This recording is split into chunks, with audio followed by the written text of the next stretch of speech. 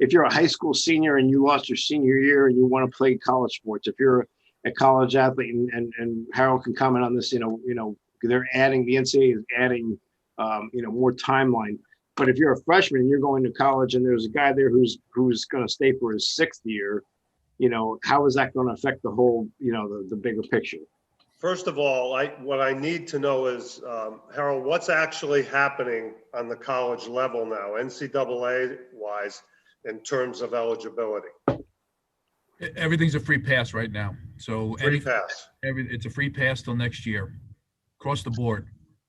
Jesus Christ, that's an impossible situation. So Yeah. First of all, when the pandemic hit, the very first idea I had was that any student athlete that missed a season ought to have the opportunity to redshirt in high school for a season, to repeat. And I wrote it up, and Lou and I talked about it, and it went absolutely nowhere. Because what is troubling to me is to have Lou Marinelli as a senior at New Canaan High School preparing for his senior year, and he doesn't have one. And he has no tape, and it's important for him to get into a better college, possibly to get some financial aid, and he missed the season. So my thought was that those kids ought to have the opportunity to apply to repeat the senior year athletically, if using the fall, and then graduate, and in January enter college. But it could go for any sport. So that went by the wayside. So now kids have in fact missed the season. So that's a tough question. And to be honest with you, I have no idea, unless they were recruited prior to all this happening. Those are the kids that are going to fall through the cracks. And it's very, very, very difficult. So you're looking at, oodles of kids moving on as walk-ons, which is a tough situation. It's almost impossible. Lou, what do you think about what you and I talked about, the red shirt deal for high school kids? Seeing that college kids are getting an additional free pass, some of those kids, I thought high school should as well, but. Well, Harold could probably, I don't know how you give everybody a free pass, but then you got that class coming in, but right. Then I don't know that they changed the numbers, Harold, have they maximized or increased the numbers of kids? So the problem is that this pandemic has caused obviously craziness that no one's ever seen before. My coaches are crazed because of exactly what you said. We have a recruiting class, that's supposedly coming on board. We have my entire athletic department that has another year if they want to take another year. And just the numbers are, my coaches want to know, are we going to expand rosters? Are we going to expand budgets because of additional people? And that's not happening because we got no money left after testing and everything else that we're trying to do for the pandemic. So we're just caught in an unbelievable situation, which doesn't really have a good answer. I've looked at this from every angle, from a coaching standpoint, as a former coach, as an AD, trying to juggle all the moving pieces, and I don't have an answer. The kids are screwed. Let me just outright say it. So how do we manage that to move forward? Now, obviously, if we got graduating kids that want to move on and they want to, obviously get out into the working world, we've got some graduates that have internships that they're going to have jobs. They're not coming back. But I don't even know the numbers yet on who would come back next year, for the additional season or seasons or year. Our academics are a little tougher than some of the, we're not Ivy League, but they're a little tougher than some of them. So, maybe they'll come back for a master's, first year master's, and get the year, eligibility. So that's another option they can look at, going into a master's program and come back and play another year. So it's off the charts what we're trying to look at, Dave, because there is no real answer. Yeah, I understand what you're saying. And listen, I know there's no perfect answer here. And I have seen people who are coming into my program who are seniors who are saying, I'm staying for my additional year. So it's actually good for me, for my program, because, you know, it'll help sustain it. You know, our numbers, you know, are lower. You know, people even who are looking for jobs are they enter a master's degree program. So, Yeah, and I could tell you something just off what I'm viewing now, that a lot of our women's sports, they're going to graduate and leave.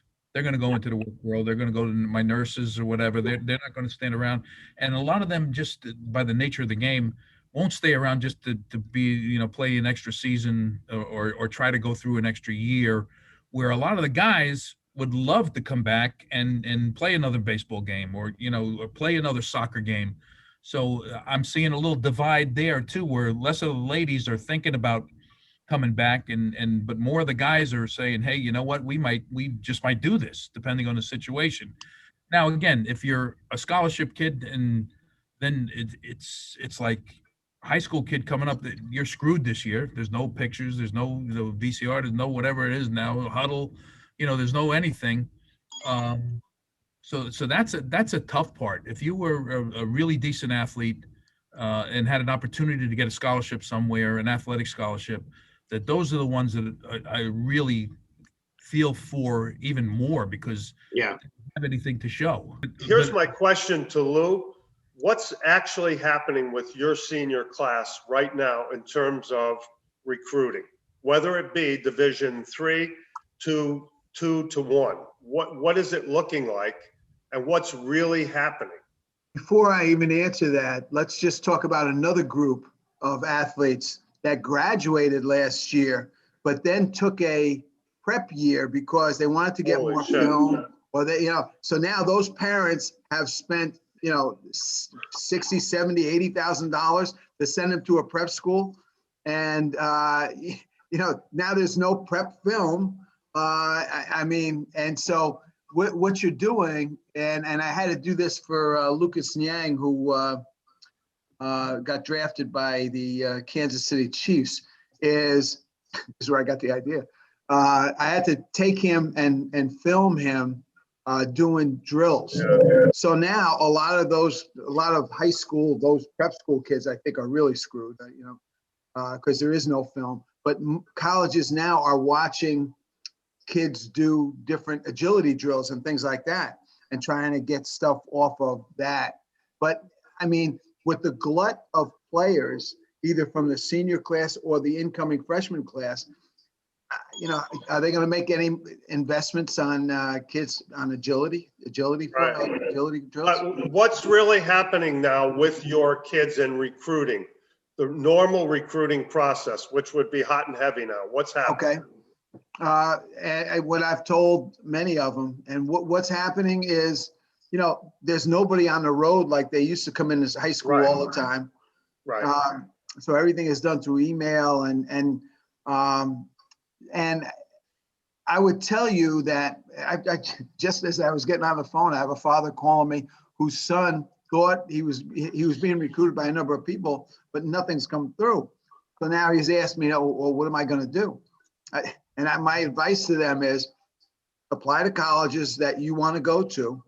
When you get in, I can call up and I can work on getting you a preferred walk-on or something like that, or we can give them another kid, a success story that played for me, freshman. He wasn't on the varsity, but he not freshman year. But long story short, he was kind of a player for me last year as a junior.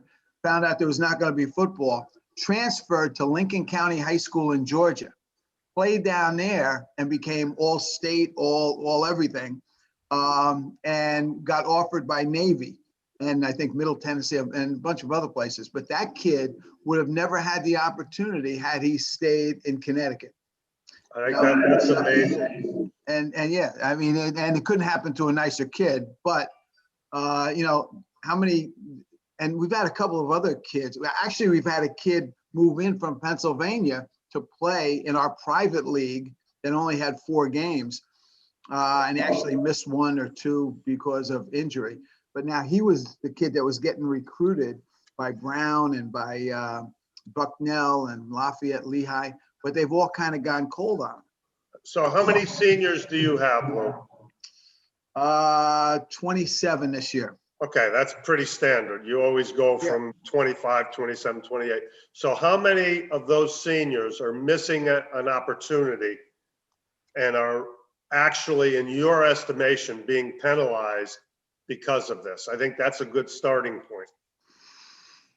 I would have to say 8 to 10 kids at least, you know, that.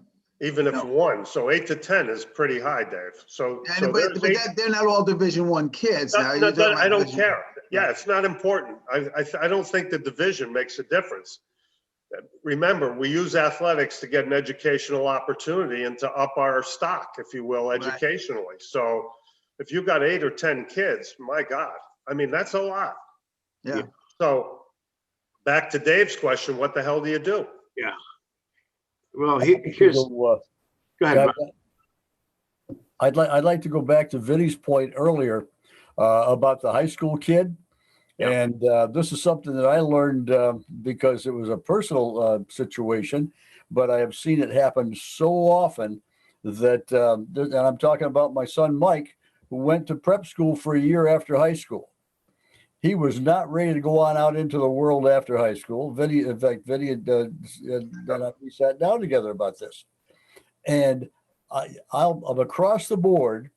If we were to give kids that extra year, now it's going to give them a chance to have a stronger high school education because it's getting watered down now anyway. And they're trying to just push all the classes through. But the other thing is that year of maturity that a boy can have after high school is measurable every time. And now they've truly increased their marketability, whether it be to a college at the next level, or it's going to help them because in their career after that, because they're just going to be a more mature person. I think I've been for years. I've said you ought to keep a kid back in kindergarten, let all the girls his age go ahead, and let that kid grow up a little bit. Eddie Mantai's son, another great example. He had that extra year. Holy crow. So I think if we could view that out of this difficult situation, realize there could be something really, really positive educationally for boys to give them a little more time to grow up. Rod, I don't know, but I don't think that the thought process right now is to even go down that road. Yeah. I agree, Doc. Yeah. Economics of the situation and everything else that they're concerned about. And I agree 100%. I was a lot better the year after my freshman year than I was my freshman year of college. And I agree with that in its entirety. But the problem is, what do we do now? Because the people that aren't listening to us, and it's a great idea, and I don't think it's going to fly in any manner. With school districts or even, into the prep school thing. I just don't know how, we're at a crossroads that we're all, I'm stuttering, and I don't usually stutter. So I agree. Yeah, I agree with you, Harold. You know, Dave, where I think this thing should have been grabbed, if you will, right in the beginning is by the National Federation, high school sports.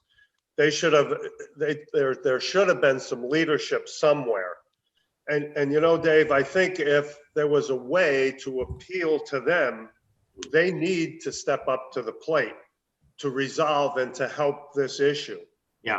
Whether it be by reaching to the head of every, if you will, CIAC organization nationally, coming together and saying, look, folks, we need help. We need your leadership to step up and negotiate for all of us. Because right now it's going to be piecemeal. Example, Virginia, I sent Lou a thing my grandson's going through. It's awesome. Connecticut's done nothing. New York's done, everybody's doing something different. Down here in Florida, there's no pandemic. They just went right through the whole season and played. I mean, it was the most amazing thing I've ever seen. They pulled it off and they did it. Yeah. But there's no leadership is my point, Dave. And I really think that's the root of it right there. To your point, Vinny, about leadership, if you look at New Jersey, there's a woman Irish name. I don't know where. She's the head of all athletics in New Jersey. And the superintendents in Jersey didn't want to have a football season. And she had some other political clout, luckily. And she said, no, we can play. We can play. We're going to play that. We're going to play volleyball. We're going to do it all. Now, I think it was modified to a degree, but she made it happen. And, in Connecticut, the CIAC, they weren't listening. If the superintendent said, okay, that's what we'll do. They just, the leadership, I thought, was lacking in Connecticut. But this woman in Jersey, I have so much respect for. I don't even know her. Well, but to your credit, in Connecticut, you made it happen when everyone else thought you were a little crazy, which you are, but you made it happen and you did it. And you had enough balls to step up to the plate and say, it's about the kids. It's not about me. Give them an opportunity.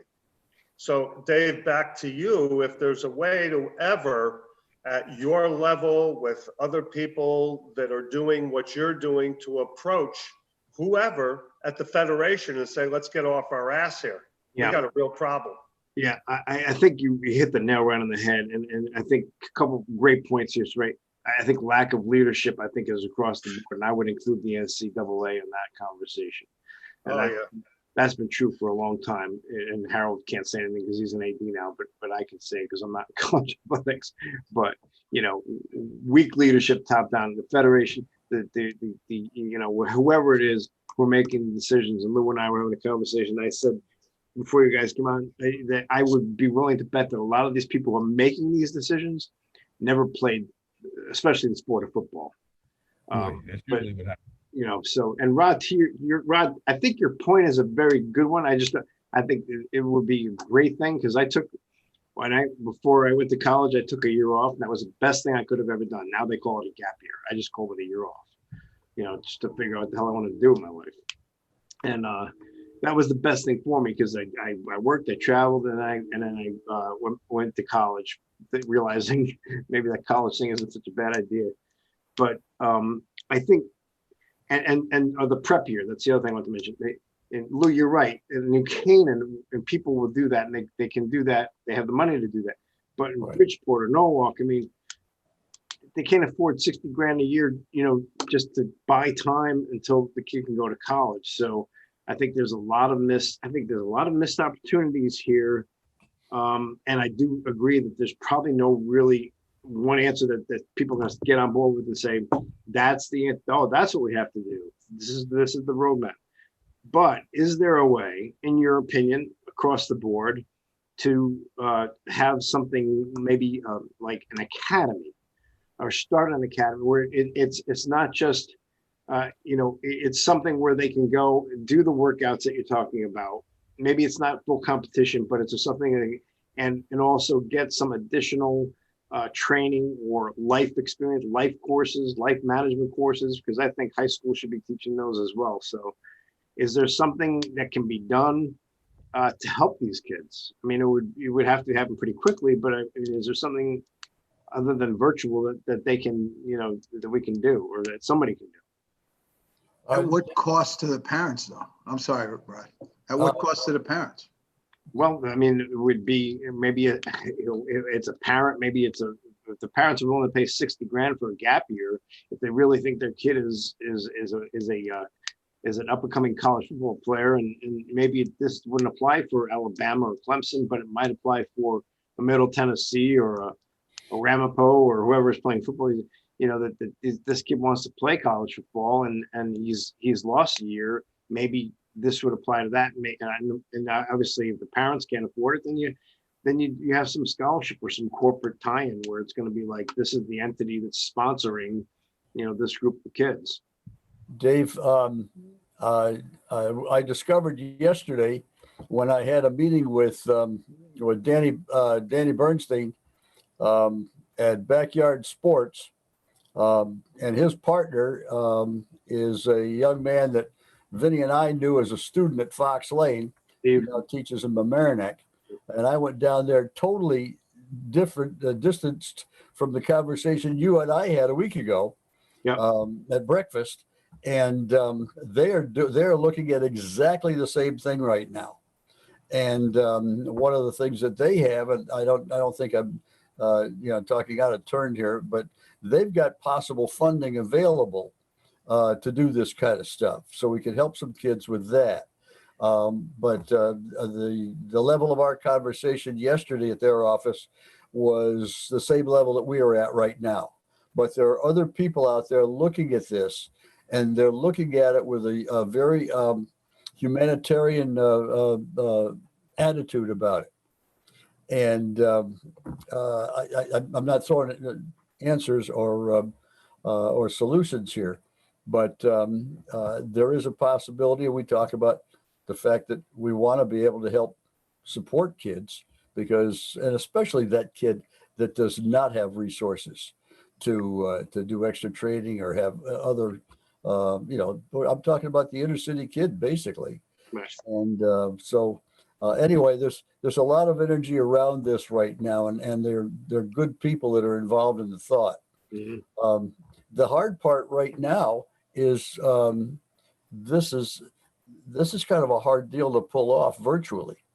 These are situations where you've got to be in touch with people and in the same room at the same time to help them with their training, whether it be specific to athletics, whether it's their academics, or just social / leadership kind of things that kids have to have. We've got to be in the same room. There's nothing like eyeball to eyeball.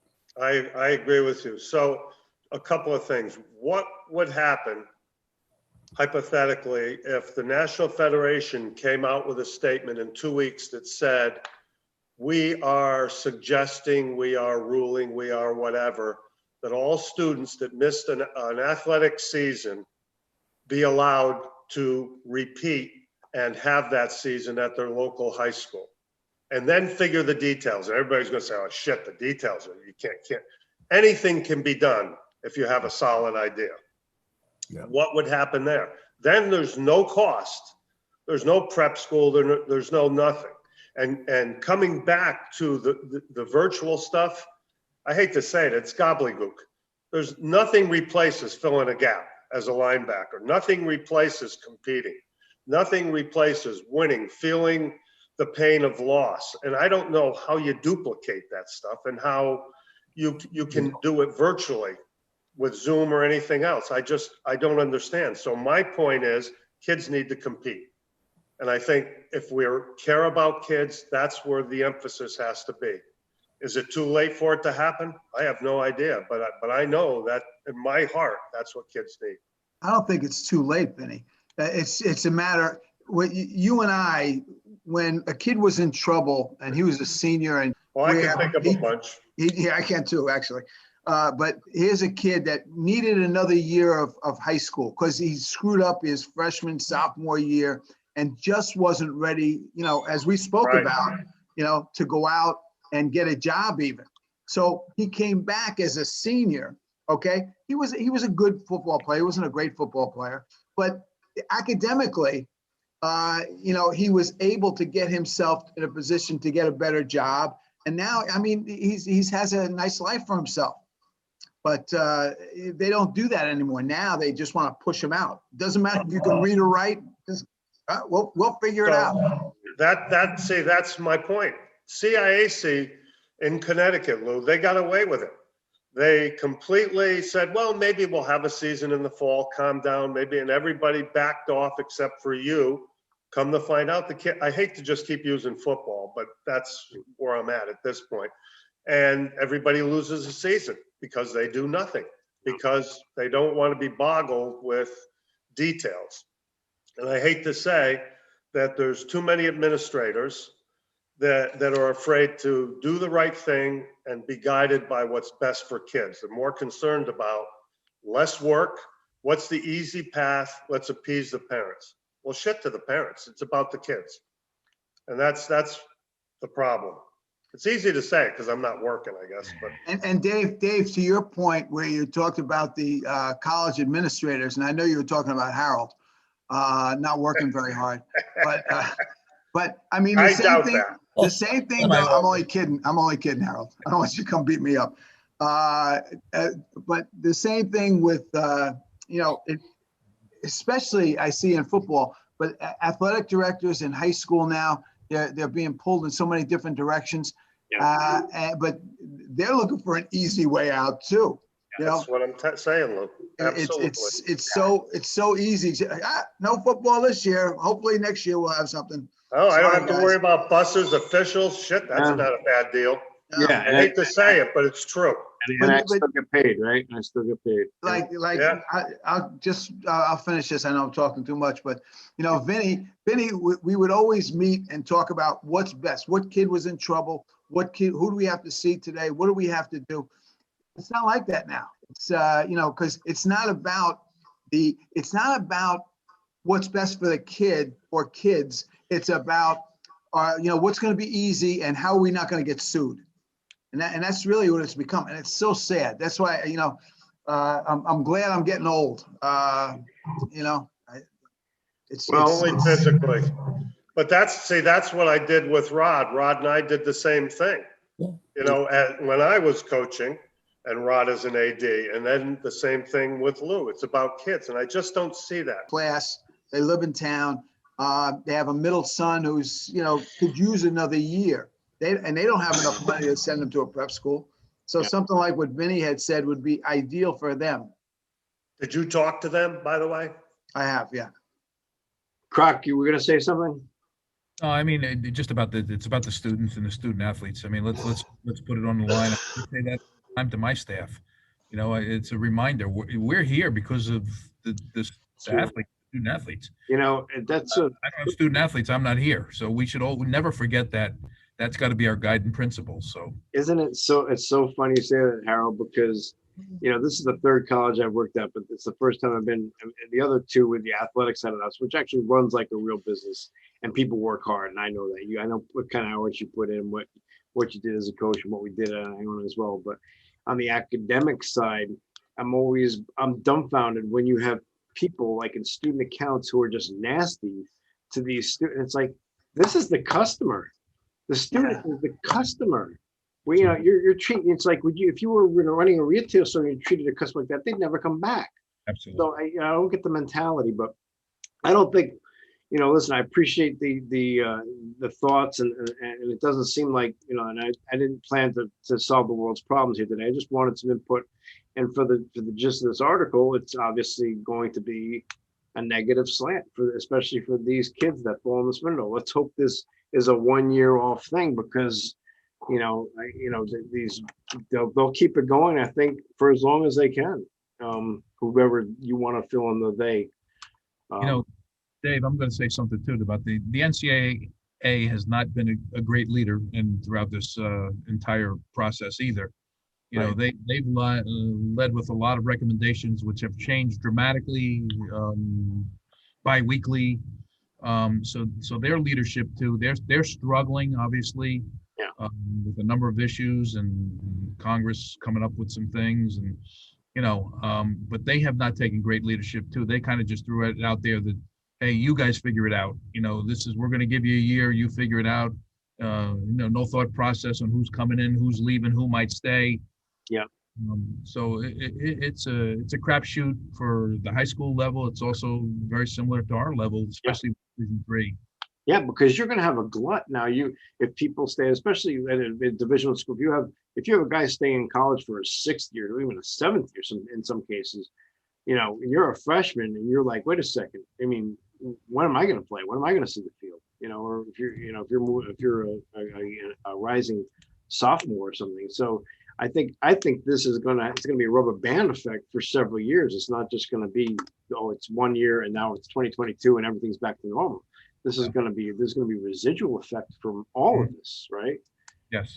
And I feel it is what it is, but maybe there's an answer. I don't know what it is. Dave, just to complicate things even more, throw in the portal where kids now can transfer everything. I mean, those college coaches are not recruiting high school kids anymore. They're going in the portal because they got kids that have already played and I need alignment. So let's go in the portal.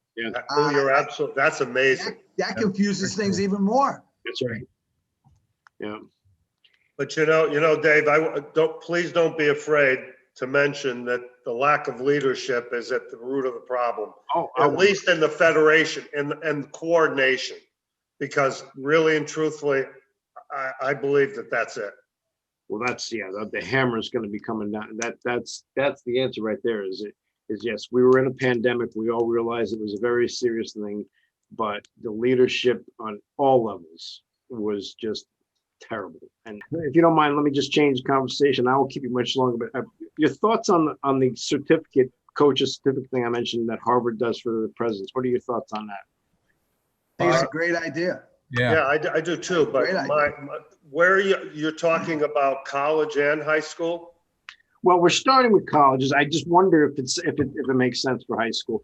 The certificate program it'll be an actual, like, Fordham University will give them a certificate, and it's something that they will learn tangible, real life, as a head coach. But we obviously, the natural progression really would be to take it to the professionals, to the NFL, to MLB, to guys who are, listen, they're great. They know the game, but at the end of the day, like I said, they just don't have these skill sets, and this is something that can help them. But can it go the other way? Is this something that high school ADs, and no present company excluded, and people that we know, but we know there are some ADs who are in a position as well who really don't know the game.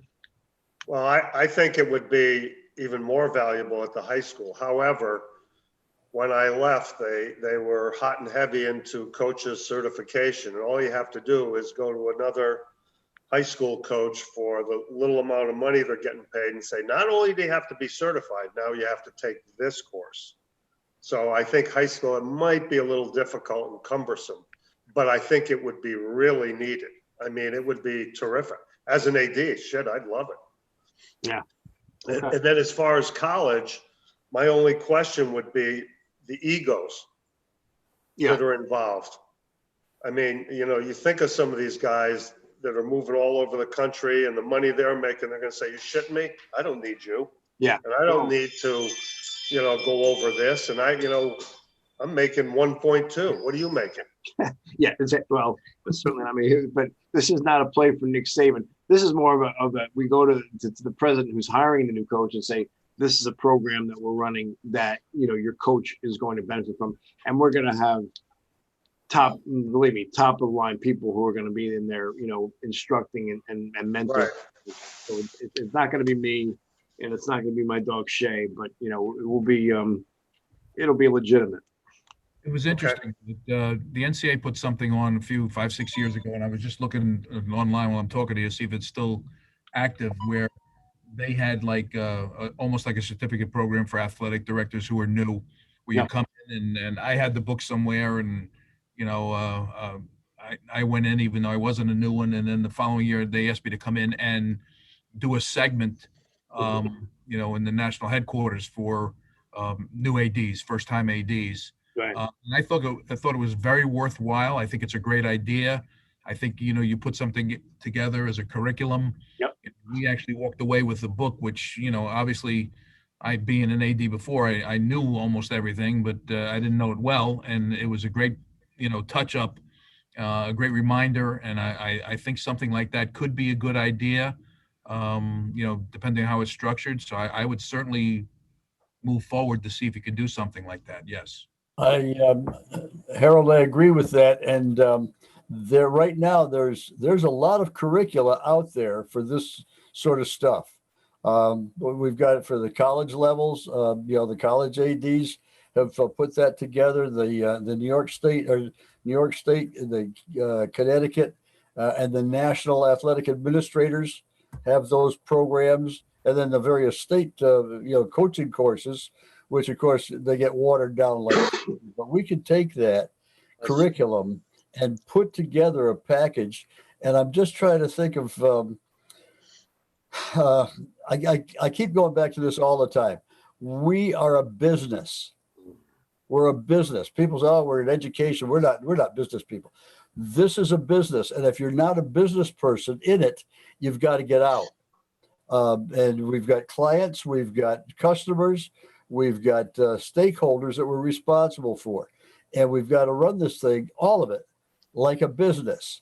And so I think this certification thing is just the same as real estate people and financial people, and we could put that together. And I'm thinking and talking at the same time. So you guys kind of clarify it as it comes spurting out. We could put together a certification program that that Ithaca College could purchase from us when they hire a new administrator to come in. Yeah, that's good. And Good so point. much of this stuff it's generic leadership education. It doesn't have to necessarily be athletics. I mean, that's our field and that's the vocabulary that all of us understand. But I think this is one of the things that we could do to help the new people coming in.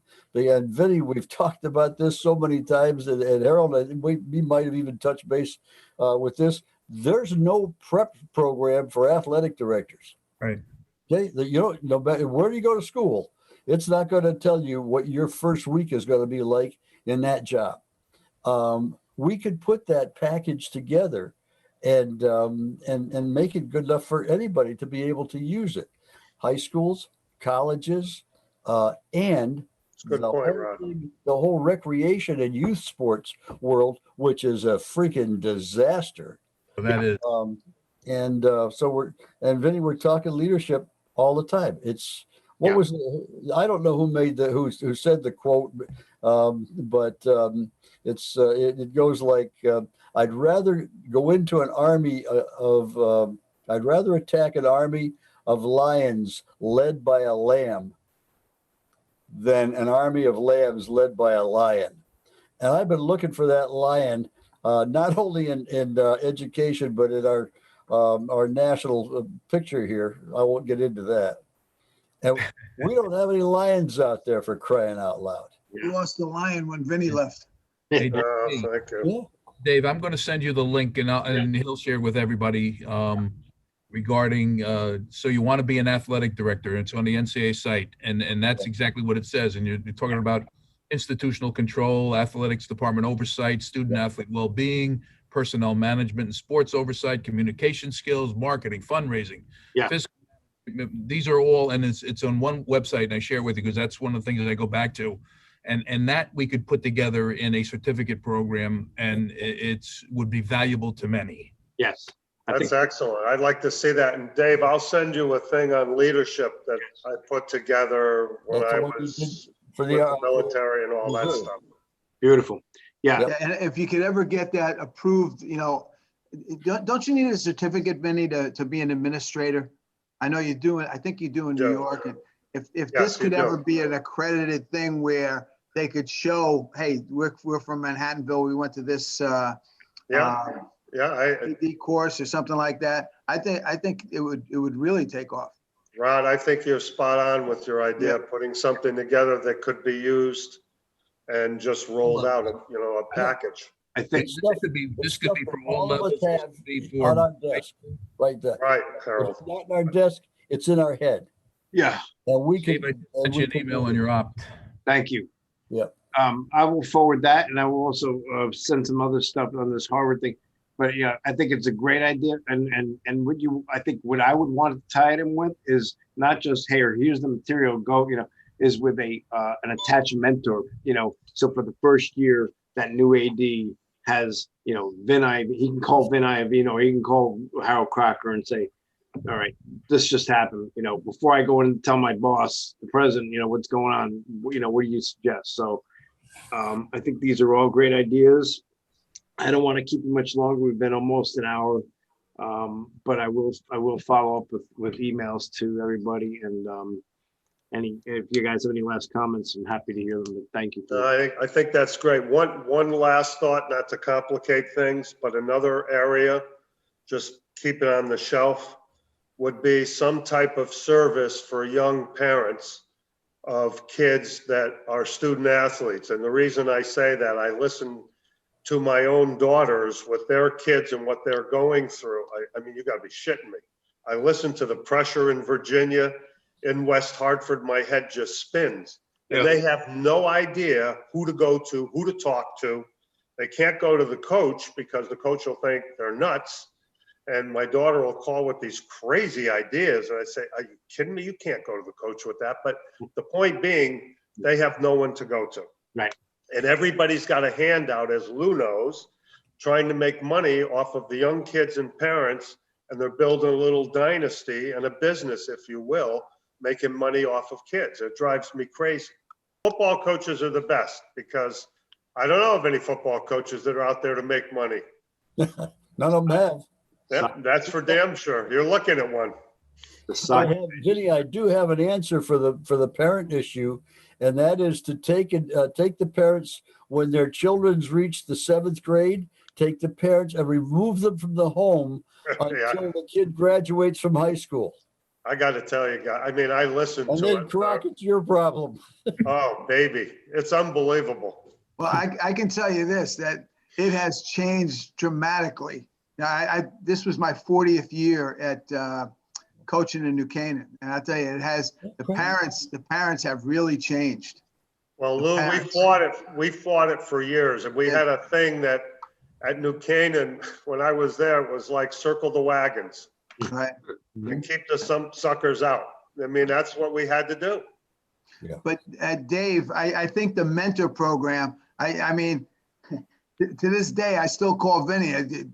How about this problem? How would you deal with that? I mean, you talk about my consigliere. I mean, he has been since I went to New Canaan and still appears, still is. But to be a new head coach or to be an AD and to have somebody that you can call like Harold, like Vinny, like Rod. Yeah. I mean, we check in every week. Okay, what problems did you face? And again, just to get another idea, because they have nobody to talk to. They Yeah, really don't. right. And they Well, want to you're- show that they can do it. This is a guy that they could say, wow, you're not going to believe I had this parent and she was doing, it was And crazy. you know what? I think the newer, younger coaches, and maybe I'm wrong because I've been out of coaching for a long time. Besides, they have no one to ask. They don't like to ask, or they don't want to ask, or they're well, afraid yeah. to ask. Right.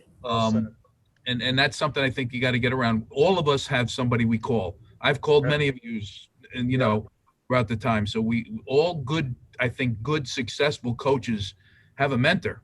They have somebody Right. they go to. They got a go-to guy or a go-to girl, depending on what it is. But Yeah, you're right.